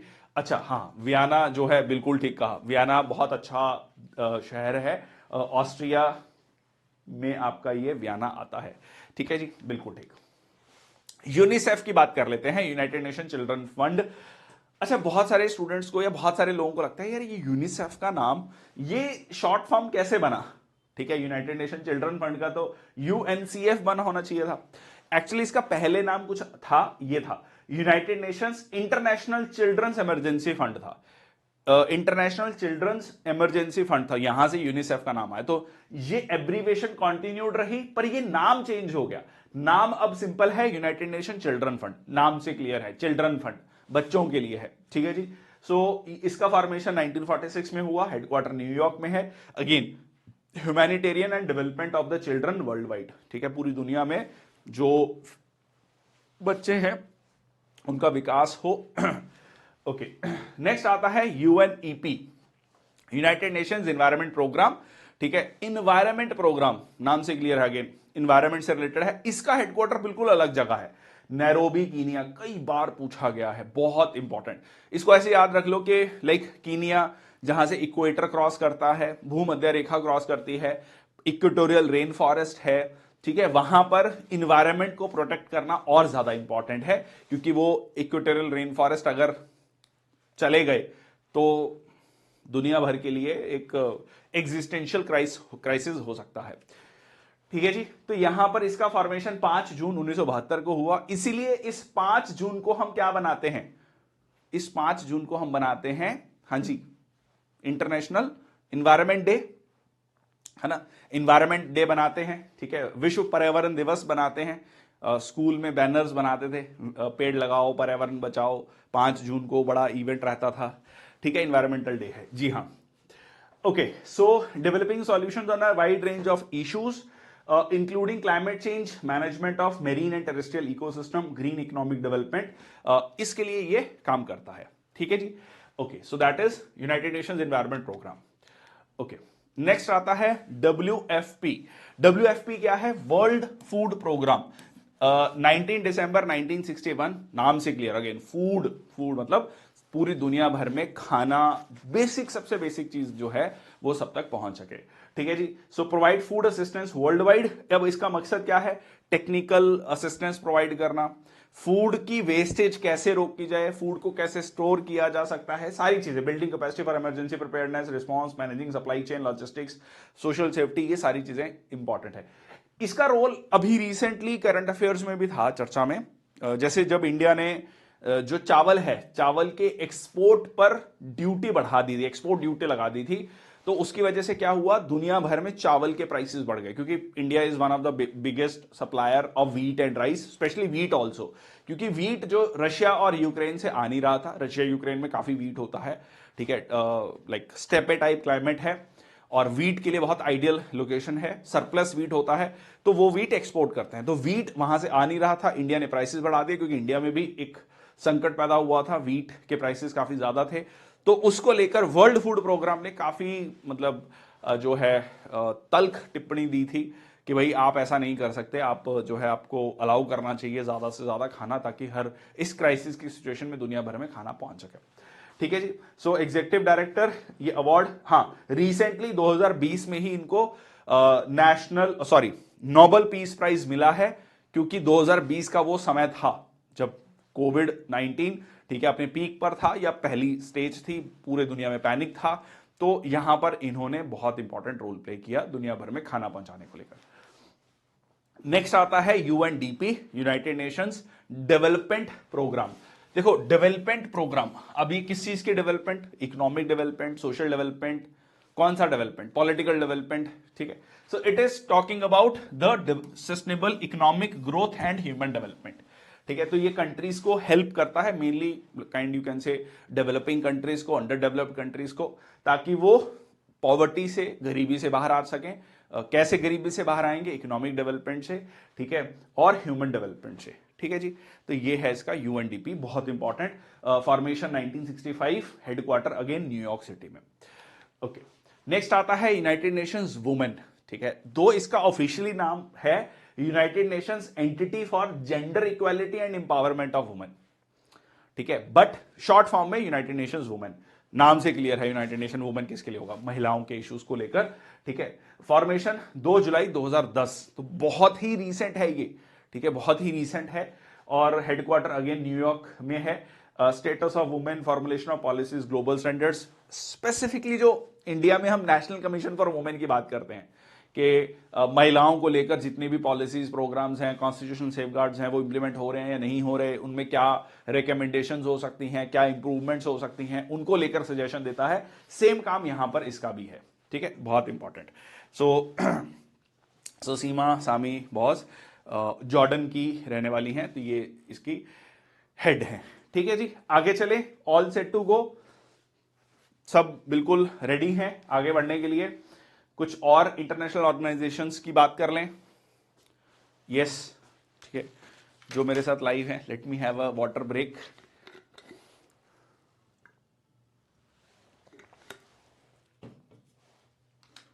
Okay, good to go. चलिए, नेक्स्ट है आपका Asia Pacific Economic Corporation, establishment 1989 Singapore में।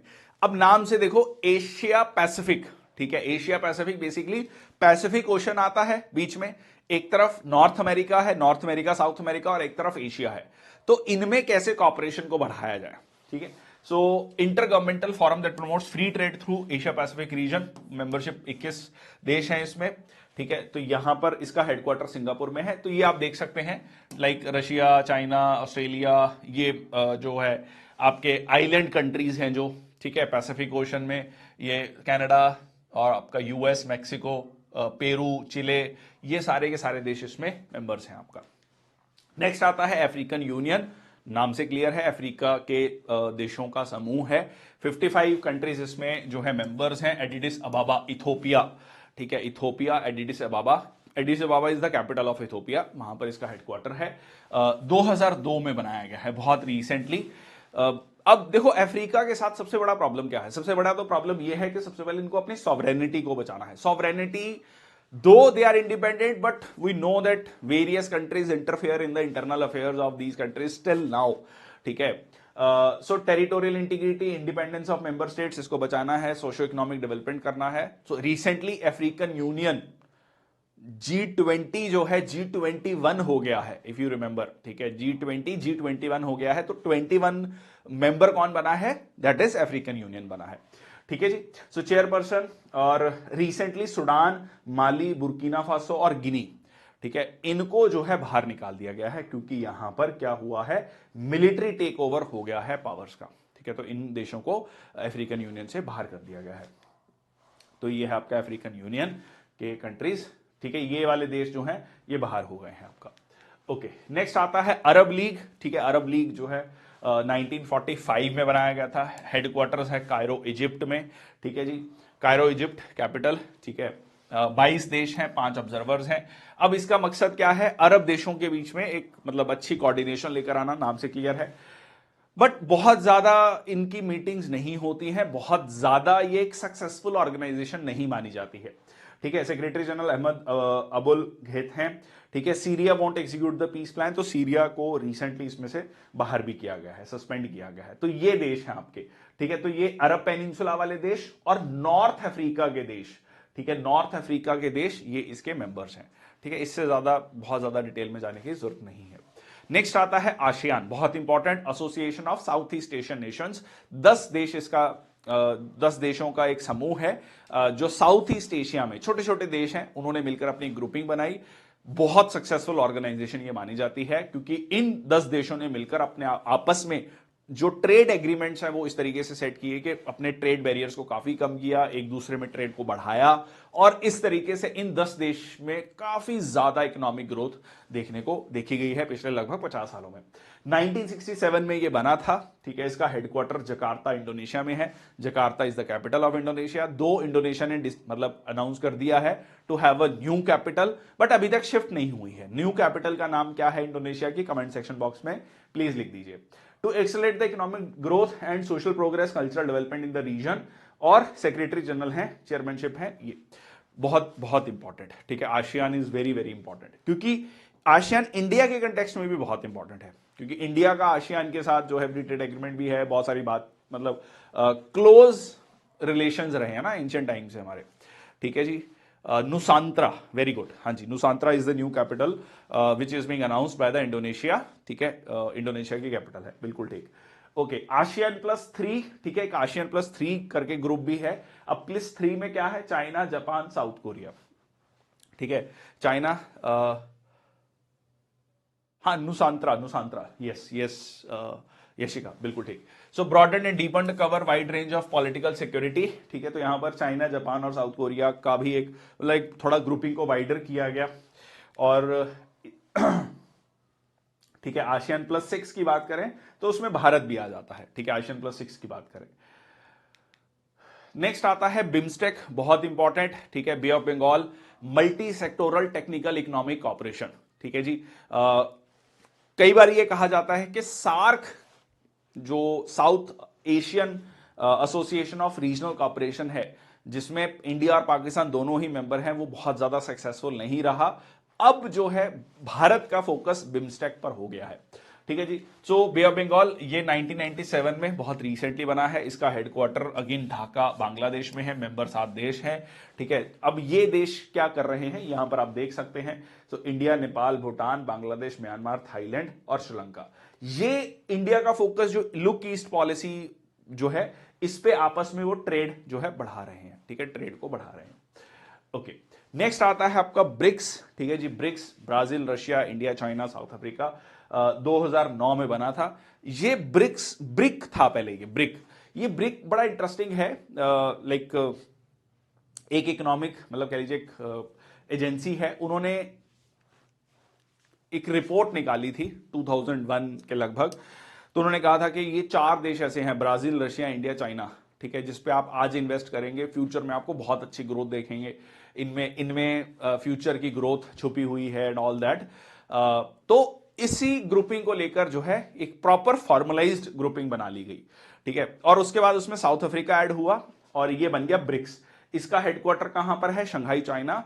बिल्कुल अभी, मतलब 1 जनवरी 2024, इसी पिछले महीने से 1 महीना पहले से इसमें कुछ और देश ऐड हुए हैं। कौन कौन से देश हैं, Egypt, Ethiopia, Iran, Saudi Arabia, UAE. बहुत बहुत इंपॉर्टेंट, मतलब एक्सट्रीमली इंपॉर्टेंट। मतलब पूरे सेशन में अगर आप मेरे से पूछोगे कि सबसे ज्यादा इंपॉर्टेंट क्या है, वो ये है, ठीक है। मतलब one of the most important, top 3 में से ये है, ठीक है, जो पेपर में पूछा जा सकता है, ठीक है। इसको प्लीज मार्क कर लीजिए, ठीक है, वेरी वेरी वेरी इंपॉर्टेंट।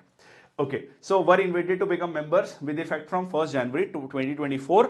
इसमें एक देश ने और बनना था हिस्सा, ठीक है, एक देश ने बनना था हिस्सा, पर वो नहीं बना। वो कौन सा देश है जिसने आखिरी मोमेंट पे कह दिया, क्योंकि वहां पर नई सरकार आ गई। नई सरकार जो है वो बिल्कुल ऐसे कह सकते हैं जिसको अनार्को कैपिटलिस्ट कहा जाता है। उन्होंने कहा कि हम इस ग्रुपिंग का हिस्सा नहीं बनेंगे, क्योंकि इसमें चाइना है। वो प्रो यूएस पॉलिसीज रखते हैं, वो मतलब बिल्कुल एंटी चाइना जो है स्टैंड रखते हैं, ठीक है। तो उस देश का नाम है, हाँ जी, अर्जेंटीना, ठीक है। अर्जेंटीना जो है इसका मेंबर नहीं बना है। तो यहां पर आप देख सकते हैं China, India, Russia, Brazil, Saudi Arabia, UAE, Iran, ये जो है ये आपका नए मेंबर्स बने हैं। कंबाइंड टोटल जीडीपी जो है लगभग 1/3 ऑफ जीडीपी है। जी हाँ, अर्जेंटीना इज द कंट्री, ठीक है, जो इसका मेंबर नहीं बन रहा। आगे चलते हैं। सो नेक्स्ट है आपका organisation of black sea economic cooperation. जी हाँ, ब्लैक सी वैसे भी चर्चा में है। ब्लैक सी दुनिया में चर्चा में क्यों है, क्योंकि ब्लैक सी वही है जहां पर रशिया और यूक्रेन की युद्ध चल रहा है, ठीक है। फॉर्मेशन 4 जून 1992। पिछले 2 साल में सारे पेपर्स में जितने भी पेपर हुए हैं, ठीक है, इजी से लेके टफ तक, उन सब में ब्लैक सी से रिलेटेड कोई ना कोई क्वेश्चन रहा है, डेफिनेटली रहा है कोई ना कोई क्वेश्चन, ठीक है, क्योंकि that was the like centre point जिस पे पूरी डिस्कशन चल रही थी। ठीक है जी, हेडक्वार्टर कहां पर है? इस्तांबुल, तुर्की। हाँ, मिशन इस्तांबुल कौन सी मूवी थी, देखी तो नहीं मैंने। मेंबर 13 कंट्रीज, ठीक है, focusing on multilateral political economic initiatives, Black Sea region में एक स्टेबिलिटी लेकर आना। ठीक है, तो ये ब्लैक सी वाले ये कंट्रीज हैं, बट सिर्फ ये वाले कंट्रीज नहीं है, इसमें और भी कंट्रीज हैं, मतलब आसपास के देश भी हैं। इसका एक ट्रिक भी है, ठीक है, एक ट्रिक भी है, कई बार हमने पढ़ा है, T and burger, T and burger, ठीक है, ये टी से हो गया, हाँ जी, टी से तुर्की, ठीक है, बी से बुल्गारिया, यू से यूक्रेन, आर से रशिया, जी से जॉर्जिया, आर से रोमानिया। ठीक है, तो ये हो गए जो ब्लैक सी के आसपास के देश हैं, टी एंड बर्गर। तो आप गए, टी एंड बर्गर लिया, तो ये हो गए ब्लैक सी के आसपास के देश। ठीक है जी, तो ये ट्रिक आपको आई होप याद रहेगी। नेक्स्ट आता है ईसीओ, ठीक है जी, इकोनॉमिक कॉपरेशन ऑर्गेनाइजेशन, 1985 में बनी थी, हेडक्वार्टर तेहरान ईरान में है।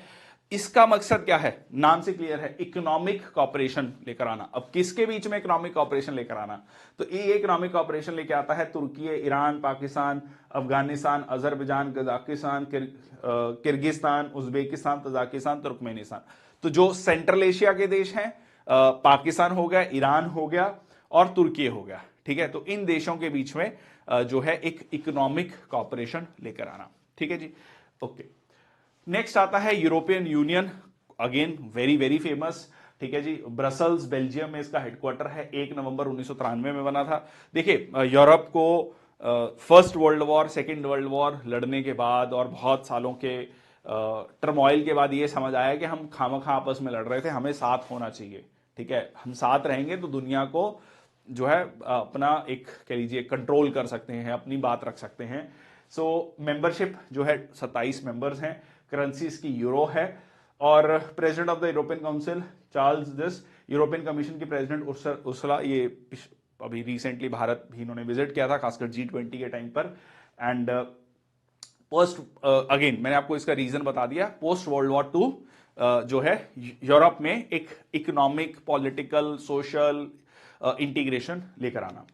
ठीक है, इसको जो है नोबेल पीस प्राइज मिला, प्रिंसेस, बहुत सारे अवार्ड मिले हैं, नोबेल पीस प्राइज भी इसको मिला है। ठीक है, तो ये सारे के सारे देश इसमें आते हैं। नॉर्वे इसमें नहीं आता, यूके बाहर हो चुका है, अगर आपको याद हो 2016 में ब्रेग्जिट हुआ था। ठीक है, ब्रेग्जिट हुआ था, सो ब्रिटेन एग्जिट हुआ था यहां से। ओके, नेक्स्ट आता है G7। ठीक है, G7 में 7 जो इंडस्ट्रियलाइज्ड कंट्रीज हैं वो आती हैं। कौन कौन सी हैं? US, UK, France, Germany, Italy, Canada, Japan और EU।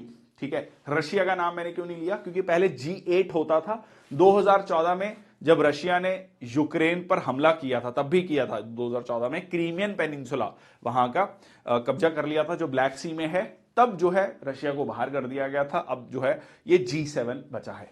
ठीक है, ये G7 बचा है, और दुनिया के 7 बड़े देश जो हैं यहां पर आते हैं। ठीक है, G8+5 जिसमें 5 और देशों को ऐड करने की बात की गई थी। ठीक है, जिसमें कि ब्राजील, चाइना, इंडिया, मैक्सिको और साउथ अफ्रीका। ठीक है, तो ये कौन से देश हैं? जो उभरते हुए देश हैं। ठीक है, बट ये ग्रुपिंग बहुत ज्यादा वो नहीं है, मतलब लाइक G7 तो है।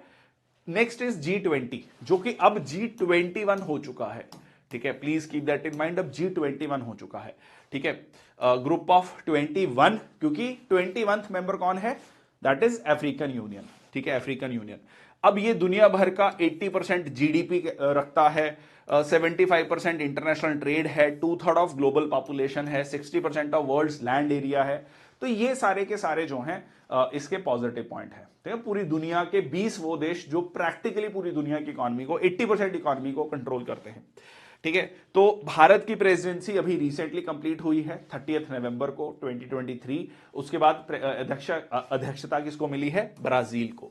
ठीक है, ब्राजील को जो है इसकी G21 की अध्यक्षता मिली है। ओके, तो ये रिसेंटली जो बहुत सारी तस्वीरें आई थी। ठीक है, तो G7 में Canada, France, Germany, Italy, US, UK, Japan. ठीक है, अब ये समझो कि यूएस और कनाडा ये हो गए नॉर्थ अमेरिका से। ठीक है, फिर फ्रांस, जर्मनी, इटली, यूके, ये 4 देश हो गए आपके, दैट इज फ्रॉम यूरोप, और ये एशिया से जापान। ठीक है, तो ये आपके देश इसमें आ गए।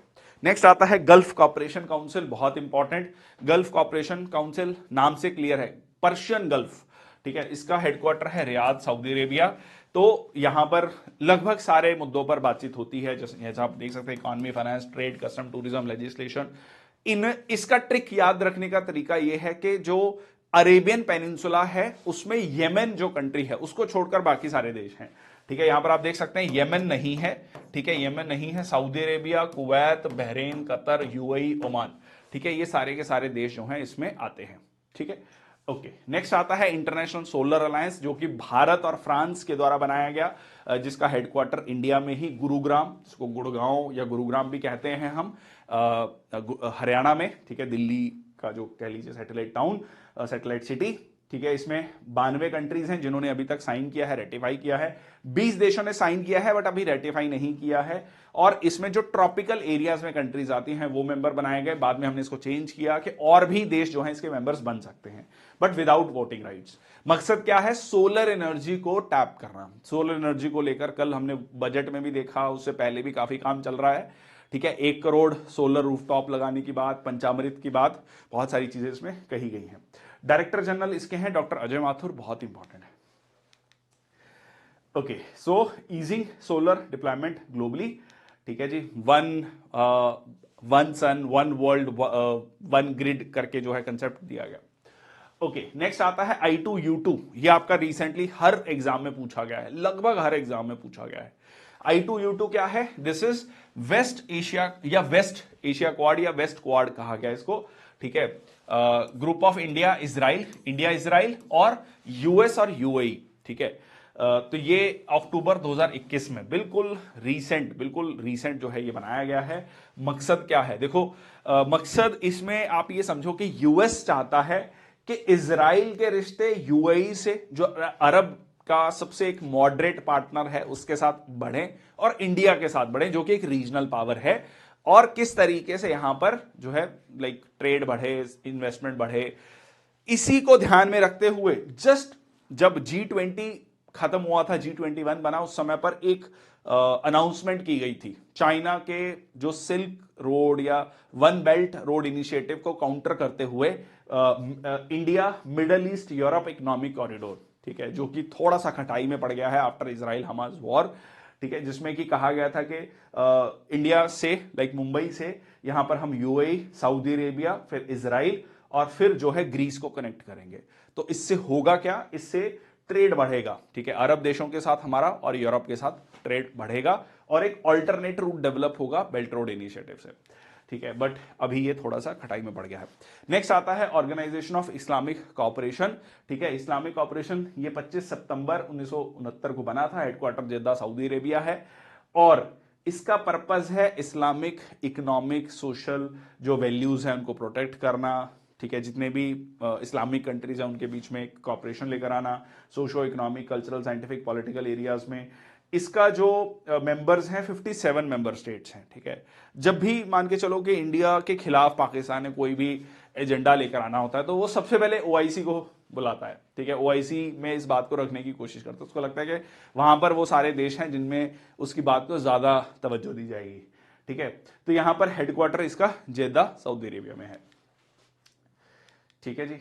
नेक्स्ट आता है Organisation of Economic Cooperation and Development, again 1961 में बना था, पेरिस फ्रांस में, बहुत इंपॉर्टेंट, ठीक है। ये इंटरनेशनल ऑर्गेनाइजेशन है डेवलप्ड कंट्रीज का, ठीक है। Organisation of Economic Cooperation and Development, ये डेवलप्ड कंट्रीज का वो है। जैसे हमने UNIDO देखा था, इंडस्ट्रियल डेवलपमेंट ऑर्गेनाइजेशन, वो इंडस्ट्रियल डेवलपमेंट की बात कर रहा था डेवलपिंग कंट्रीज में, ये डेवलप्ड कंट्रीज का है, ठीक है जी। और 38 मेंबर इसके पार्ट हैं।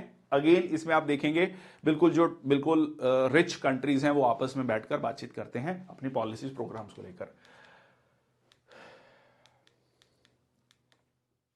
नेक्स्ट आता है आपका OPEC.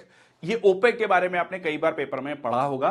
So organisation of petroleum exporting countries, founded September 1960। Basically इसका मकसद क्या है?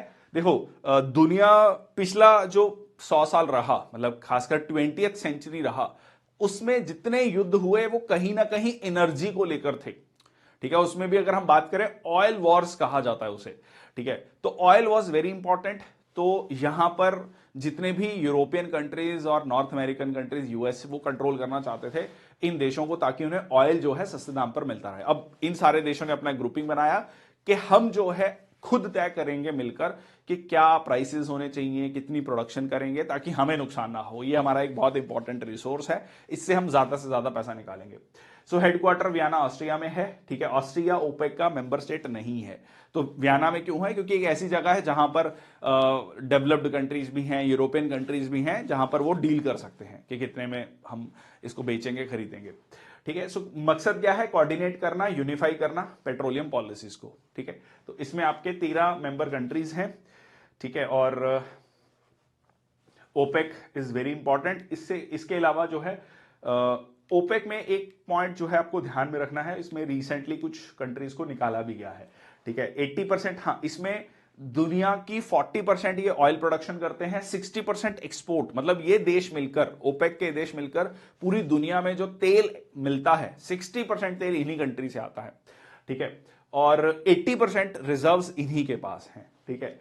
और मेंबर 13 कंट्रीज हैं। रिसेंटली इक्वाडोर, इंडोनेशिया और कतर को ओपेक से बाहर किया गया है, और फॉर्मर ओपेक मेंबर्स, ठीक है। एक और ग्रुपिंग है ओपेक प्लस, मतलब और oil exporting countries, oil producing and exporting countries जो ओपेक के मेंबर्स नहीं है, उन्होंने भी अपनी ग्रुपिंग बना रखी है। Though it is not very formalised grouping, it is kind of like very loose grouping, but ये भी मिलकर आपस में चर्चा करते हैं कि कितनी प्रोडक्शन करनी है, कितना जो है, ताकि सप्लाई डिमांड मेंटेन रहे और हमारा नुकसान ना हो, ठीक है। तो ओपेक और ओपेक प्लस भी मिलकर मीटिंग करते हैं, ठीक है। ओपेक एंड ओपेक प्लस, तो ये ओपेक एंड ओपेक प्लस हो जाते हैं 23 ऑयल एक्सपोर्टिंग कंट्रीज, ठीक है जी। ओके, नेक्स्ट आता है क्वाड, जो अगेन बहुत रिसेंटली बना है, ठीक है। क्वाड्रिलेटरल सिक्योरिटी डायलॉग, तो ये जो है एस्टेब्लिश 2004, लास्टेड टिल 2008, फिर दोबारा से एस्टेब्लिश किया गया। ये ब्रेन चाइल्ड था जापान के पूर्व प्रधानमंत्री का, ठीक है, जिनका भी रिसेंटली देहांत हुआ था। ओके, सो यहां पर ऑस्ट्रेलिया, इंडिया, जापान और यूएस इसके मेंबर्स हैं, ये आप देख सकते हैं। और चारों के अध्यक्ष ये चाहते हैं रूल बेस्ड ग्लोबल ऑर्डर होना चाहिए, ठीक है। Liberal trading system, freedom of navigation Indo Pacific region that is inclusive and resilient, ये जो है यहां पर होना चाहिए। नेक्स्ट आता है सार्क, ठीक है जी, South Asian association for regional cooperation. 8 दिसंबर 1985 में बना था। इसका हेडक्वार्टर है नेपाल में, काठमांडू कैपिटल में, बट बहुत ज्यादा सक्सेसफुल ये नहीं रहा है। मतलब आप प्रैक्टिकली मान के चलिए पिछले 39 सालों में कुछ खास इसमें नहीं हुआ है, ठीक है। साफ्टा साइन किया गया था, south Asian free trade agreement, पर उस पर भी कोई काम नहीं हुआ है, क्योंकि इसमें दो जो सबसे बड़े पार्टनर्स हैं वो है इंडिया और पाकिस्तान, और उनके रिलेशन कितने मधुर रहे हैं ये सबको पता है। और इसमें इंटरेस्टिंग और भी है, ऑब्जर्वर में कौन कौन है? ऑब्जर्वर में यूएस है, चाइना है, ठीक है। जहां यूएस चाइना पहुंची ऑब्जर्वर के रूप में, कहानी done. Australia, China, European union, Iran, Japan, Mauritius, Myanmar, south Korea, United states, ठीक है। तो ये जो है बहुत ज्यादा सक्सेसफुल नहीं माना जाता है, मतलब इसका जो रिजल्ट है कुछ खास नहीं हुआ है। नेक्स्ट आता है शंघाई कोऑपरेशन ऑर्गेनाइजेशन, 15 जून 2001 को बनाया गया, हेडक्वार्टर बीजिंग में। इसमें बेसिकली 5 सबसे पहले देश लिए गए थे कि हमने इन 5 देशों का एक अच्छा ग्रुपिंग बनाना है। मकसद क्या था? जो बॉर्डर रीजन्स हैं इनको डिसार्म किया जाए और एक रीजनल कॉपरेशन को बढ़ाया जाए। अब इसके पीछे जो लॉजिक था, ये कहा जाता है कि चाइना जो है ना, यूएस के काउंटर में अपनी एक रीजनल ग्रुपिंग तैयार कर रहा है, ठीक है। सो इसमें जो है इवेंचुअली इंडिया और पाकिस्तान भी इसके मेंबर बने। अब ये 8 मेंबर कंट्रीज हो चुके हैं, और अभी रिसेंटली 9वां मेंबर कंट्री इसमें ऐड हुआ है। 9वां मेंबर कंट्री ऐड हुआ है इसमें ईरान। तो अब जो है कहीं ना कहीं इसको यूएस जो है इसको एक एंटी यूएस या एंटी वेस्ट स्टैंड की तरह भी देखता है। इंडिया इनमें से एक ऐसा देश है जो कहीं ना कहीं थोड़ा सा न्यूट्रल है, मतलब दोनों के साथ जो है हम मेंटेन कर रहे हैं रिलेशंस को। ओके, नेक्स्ट आता है आपका नाटो। नाटो पिछले 2 साल से बहुत ज्यादा चर्चा में है, नॉर्थ अटलांटिक ट्रीटी ऑर्गेनाइजेशन, ठीक है जी। 4 अप्रैल 1949 में बना था। कैपिटलिस्ट इकोनॉमीज का एक ग्रुप था, यूएस लेड ग्रुपिंग थी। अभी तक इसके 30 देश थे, रिसेंटली अब 31 देश हो गए हैं, इसमें फिनलैंड ऐड हुआ।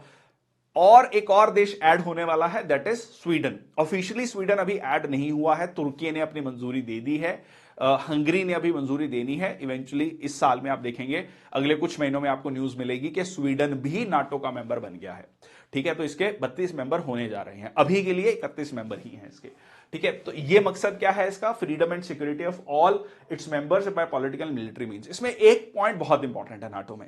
नाटो में एक इंपॉर्टेंट पॉइंट ये है कि ये कहा गया कि एक देश पर अगर हमला होगा वो सारे देशों पर हमला माना जाएगा। ठीक है, ये माना जाएगा कि वो सारे देशों पर हमला किया गया है। ठीक है जी। So membership 31 member state, secretary general Jens Stoltenberg जो है इसके हेड करते हैं। वॉर्सो पैक्ट क्या है, वॉर्सो पैक्ट बिल्कुल नाटो के ओपोजिट था, या मतलब नाटो के काउंटर में था। वो 1949 में बना, ये 1955 में बना। ये यूएसएसआर लेड ग्रुपिंग था। ठीक है, ये counter balance to the NATO, headquarter इसका मॉस्को सोवियत यूनियन में था। 8 मेंबर कंट्रीज थे, अल्बानिया, बुल्गारिया, ईस्टर्न यूरोप की कंट्रीज, और ईस्टर्न यूरोप के बहुत सारे कंट्रीज तो यूएसएसआर का पार्ट थे तब। ठीक है, और ये जो है ग्रुपिंग था ऑब्जर्वर मंगोलिया, डिसॉल्व 1 जुलाई 1991 में, जब इसका कह लीजिए यूएसएसआर का विघटन हुआ, तो उसके बाद आपका वॉर्सो पैक्ट भी खत्म हो गया। अगर आप देखेंगे यहां पर ये था बाउंड्री, देखो east Germany, Czechoslovakia, Hungary, Romania, ये सारे के सारे वॉर्सो पैक्ट था और ये नाटो था। लिटरली एक दूसरे के आमने सामने थे ये। इसी टाइम को हम क्या कहते हैं, 1945 से लेकर 1991 तक क्या कहते हैं, शीत युद्ध, कोल्ड वॉर एरा। ठीक है, कोल्ड वॉर का एरा इसे कहा जाता है। ठीक है जी, चलिए, तो इंटरनेशनल फाइनेंशियल इंस्टीट्यूशंस 2-3 ऑर्गेनाइजेशन और बची हैं, please bear with me. So that is Asian infrastructure investment bank. देखिए, Asia infrastructure investment bank, infrastructure में इन्वेस्ट करने की जरूरत है। इसको चाइना का बैंक के रूप में देखा जाता है, counter to the IMF and world bank, या स्पेसिफिकली वर्ल्ड बैंक। ठीक है, क्योंकि ये 2016 में भी रिसेंटली बना है, हेडक्वार्टर इसका बीजिंग में है, 106 मेंबर कंट्रीज हैं। ठीक है, और कुछ देश इसमें हिस्सा लेना चाहते हैं।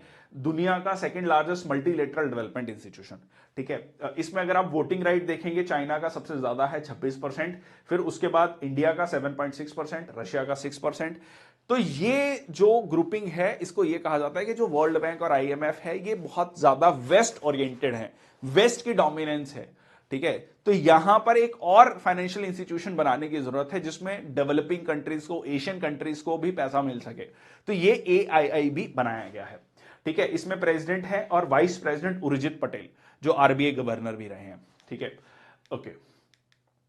ADB, एशियन डेवलपमेंट बैंक, जिसमें कि 1966 में बना है, जिसका हेडक्वार्टर मनीला फिलीपींस में है, फिलीपींस की कैपिटल में है। ठीक है, उसमें भी पर्टिकुलर एक जगह है, तो you need to remember Manila Philippines. ठीक है, पर्पस क्या है, अगेन पॉवर्टी को रिड्यूस करना एशिया पैसिफिक रीजन में इकोनॉमिक ग्रोथ के थ्रू। ठीक है, इसमें मेंबरशिप कितनी है, 68 कंट्रीज हैं। इसमें यूएस, जापान भी है। ठीक है, largest share holder Japan and US each holds a larger proportion. ठीक है, China holds this much, India holds this much. ठीक है, प्रेसिडेंट इसका ये, तो यहां पर ये एशिया पैसिफिक रीजन को देखता है। ठीक है, एशिया और ये पैसिफिक रीजन को देखता है। ठीक है, नेक्स्ट आता है अफ्रीकन डेवलपमेंट बैंक। नाम से क्लियर है, अफ्रीका में डेवलपमेंट को लेकर। बट क्या अफ्रीका के पास उतना सरप्लस पैसा है कि एक दूसरे को वो लोन दे सकें? जी नहीं। तो यहां पर आपको देखेंगे आप मेंबरशिप 81 कंट्रीज। ठीक है, शेयर होल्डर्स में ratio is 60-40 between African regional countries and non regional members. Largest मतलब 60% अफ्रीकन कंट्रीज का है, 40% नॉन अफ्रीकन कंट्रीज का भी है। ठीक है, तो ये जो है नाइजीरिया की होल्डिंग सबसे ज्यादा है, 9%। तो ये मकसद क्या है, अफ्रीका में फंडिंग करना है, अफ्रीका में इन्वेस्टमेंट करना। नेक्स्ट आता है, अच्छा इसका हेडक्वार्टर कहां पर है, आइवरी कोस्ट। ठीक है, आइवरी कोस्ट वेस्ट में अगर आप देखेंगे तो आपको ये मिलेगा। ओके, मतलब 2017 में इसकी मीटिंग इंडिया में भी हुई थी। EIB, European investment bank, Europe का है। ठीक है जी, 90% of European investment activity takes place inside the European union. नाम से ही क्लियर है, यूरोपियन इन्वेस्टमेंट बैंक है, तो यूरोप में ही इसकी मेनली एक्टिविटीज होती हैं। ठीक है, और इसका हेडक्वार्टर कहां पर है, लग्जमबर्ग में है। नेक्स्ट है आपका inter American development bank, inter American, so north America, South America. ठीक है, North America, South America. North America, South America में सबसे बड़ा देश कौन है, यूएसए।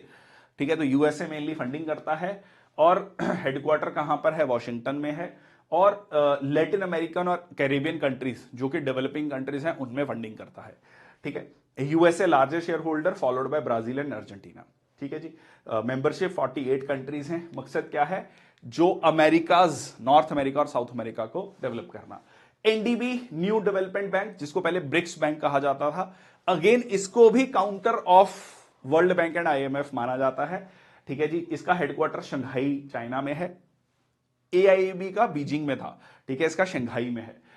ये भी रिसेंटली बना है 2014 में, और इसके मेंबरशिप 9 कंट्रीज हैं अभी। ठीक है, ऑब्वियसली अब जो नए मेंबर्स बने हैं वो भी इसका पार्ट बनेंगे। ओके, सो शेयर होल्डर्स इक्वली डिवाइडेड है, प्रेसिडेंट, और ये यहां पर इसका मकसद क्या है, अगेन जो ब्रिक्स कंट्रीज हैं, डेवलपिंग कंट्रीज हैं, उनमें इन्वेस्ट करना। ठीक है, उनके प्रोजेक्ट्स में इन्वेस्ट करना। तो ये शेयर होल्डिंग पैटर्न है सबके बीच में। तो ये था आज का सेशन, काफी पावर पैक्ड सेशन था, बट आई एम होपिंग कि ये 1 घंटा 20 मिनट जो है लगभग सारी ऑर्गेनाइजेशंस हमने, जो है political organisations, cultural organisation, financial institutions हमने डिस्कस कर लिए हैं, उनके काम डिस्कस कर लिए हैं, उनके हेडक्वार्टर डिस्कस कर लिए हैं। काफी पावर पैक्ड सेशन था। Please do share the session with other students if they will watch this session. 2-3 बार अगर आप इसको देख लोगे तो बहुत सारी चीजें याद रहेंगी। Thank you so much, take care. मिलते हैं अगले सेशन में, 9 बजे आपका होगा करंट अफेयर्स के लिए। Till then thank you so much, बहुत ख्याल रखिए अपना, खुश रहिए, हंसते रहिए, मुस्कुराते रहिए, पढ़ते रहिए। Thank you so much, take care. Thank you Damini.